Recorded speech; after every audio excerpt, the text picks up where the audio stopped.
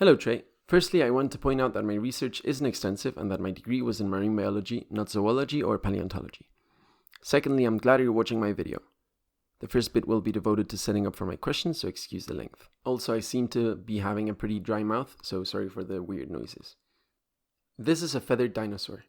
Its body is mostly covered in feathers, although it has some areas, like its legs, which are covered in scales. Presumably, this is because legs don't need as much thermal protection and because feathered legs may be cumbersome while running and flying. This is also a feathered dinosaur. It also has feathers on most of its body, although not as long and developed as in the previous example, and it has areas covered in scales instead of feathers. As we know, organisms with a trait that improves its chances of survival will be more likely to pass that trait on to its offspring. Good traits will become more pronounced with each generation. Feathers provide a couple of benefits for dinosaurs. They insulate the animal, allowing it to endure harsher weather.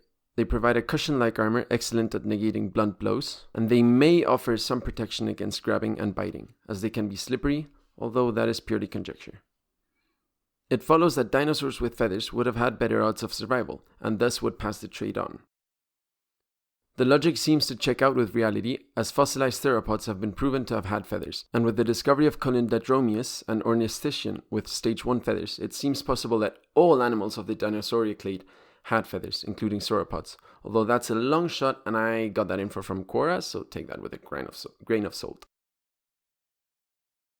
This here is an artist's rendition of a feathered dinosaur. It has feathers covering its body, but more notably, it has a set of elongated feathers on its forearms and legs. These feathers could have been used to increase the glide angle of a dinosaur falling on its prey, or to produce minimal forward thrust when running after prey through flapping, kind of like angry chickens do. This is another rendition. This dinosaur has much fewer feathers on its forearms and lacks any on its legs. These structures, these long, wide feathers, don't have an obvious positive characteristic about them that would help an animal survive. They're long and thick, and sporting such large feathers would increase the cost of producing them to the animal. They are too small and few to support gliding. According to what I mentioned before, without a positive aspect to a biologically tolling trait, the trait would be lost in time. And yet, here are many examples of feathered dinosaurs displaying these apparently useless feathers. Is there evidence supporting these depictions? What biological, evolutional reason is there for these structures to have been formed? Thank you very much for listening to my question.